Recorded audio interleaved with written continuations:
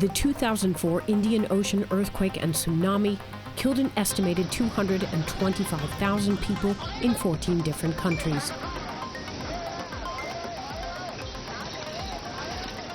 The highest victim toll was in the Indonesian city of Banda Aceh, followed by Sri Lanka, India, and Thailand. In 2011, a 9.1 magnitude earthquake and tsunami hit Japan, causing more than 15,000 deaths and meltdowns of 3 reactors at the Fukushima Daiichi nuclear power complex. The recent earthquake and tsunami that hit Indonesia's Sulawesi island claimed thousands of lives. Soon, the same natural disasters may hit parts of the Middle East. Thousands of people will be on the streets, tons of debris on the streets. We won't have electricity and gas and water. Jerusalem will suffer the most. Buildings there will collapse. It's a bad thing. I mean, it's a bad event, and we need to be prepared for that. That's one of 2 likely earthquake and tsunami scenarios for Israel, depending on where the quake hits. The Hellenic Arc off the coast of Greece is one possible origin. Located in the eastern Mediterranean Sea, the Hellenic Arc is a zone where one tectonic plate is submerged beneath another. The second possibility: we have the Dead Sea transform fault that goes from south to north, along the eastern part of Israel, along the Jordan Valley. It produced strong earthquakes, like magnitude 6 and above, even 7 and 7.5. Both scenarios pose a threat to the country's major cities and its entire coastline.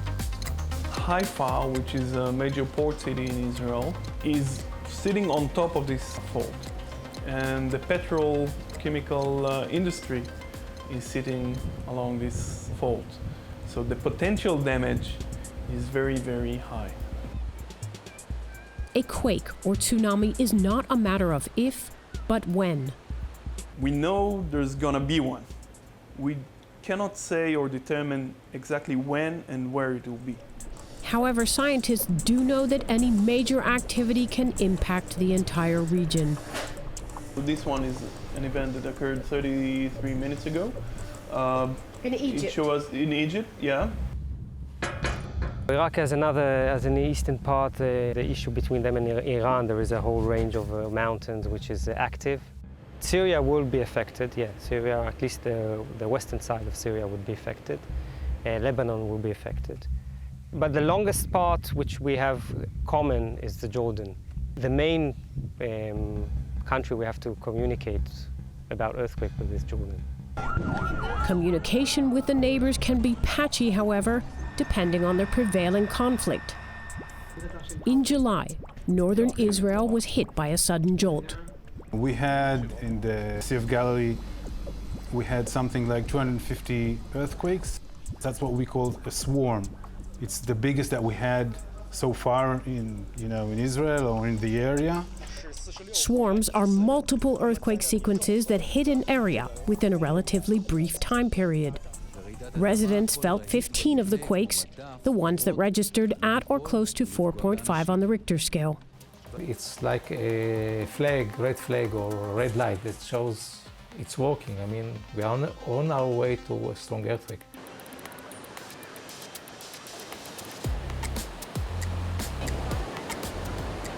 So what is Israel's government doing to heed the red flags?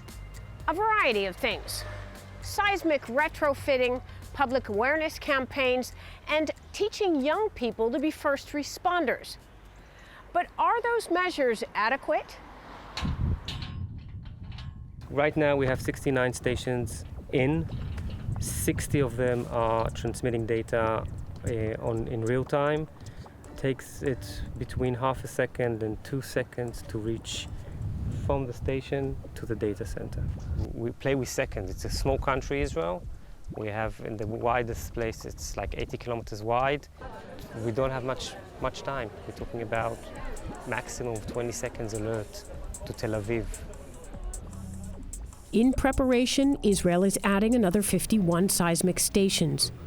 Modeled after California's early warning algorithm systems, underground sensors detect seismic movement and feed that information to a data center.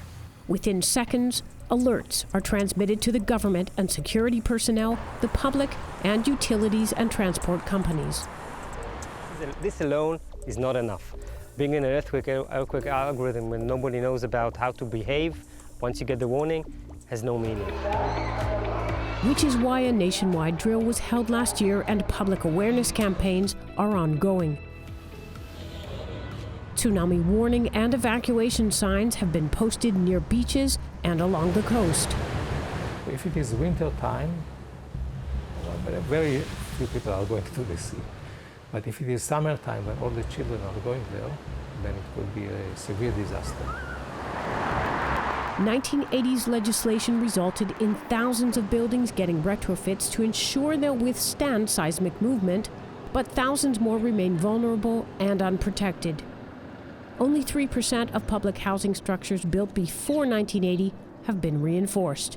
Something like 80,000 buildings that were built before 1980, so a large scale of population that is in risk. Experts warn half of all pre-80s buildings in Israel are 3 stories high or higher. Many will collapse in an earthquake.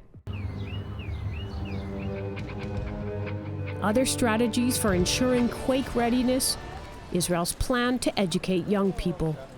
And we took it's about 70,000 kids from high school, and we taught them how to rescue from debris in case of an earthquake. You know, the 10th graders are perfect for that. They're old enough, they have the time, you know, it's possible to take them out and to train them. And you know, when you get this training, you have it for the rest of your lives. Week-long training sessions are ongoing. Tens of thousands of 10th graders have been through the course. If a building collapsed on a person, they taught us how to get him out and to perform CPR and check his vital signs. We had to work with metal cutters to break metal. I remember wearing helmets and protective gear, gloves, and also. They remember some of what they learned, but aren't confident they'll recall it in real time. A lot of pressure, but at the same time, there's also a lot of responsibility. It feels like they expect a lot. It was pretty overwhelming, like when they came and taught us all those things that I don't really remember. But what, I need to rescue people now? Like, I'm just 15, it's crazy.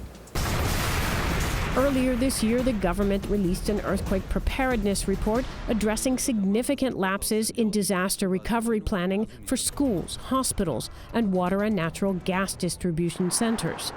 The most recent earthquake and tsunami public service announcement was released 5 years ago. Critics warn the government may be placing too much emphasis on military threats while underestimating civilian dangers. That may explain why most Israelis know what to do if there's an incoming rocket, but not if there's an earthquake or tsunami. Frankly, I have no idea. What kind of, I don't know. I don't know. It doesn't arrive in my life. I cannot tell you what to do. What would you do? Time is not on Israel's side, but experts don't expect a disaster on the scale of Indonesia's or Japan's. The clock is ticking because I'm sure that next earthquake and tsunami will come.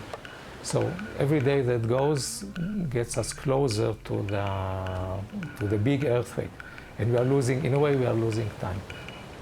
Despite technological advances, it's a ticking time bomb, and only Mother Nature knows the length of its fuse.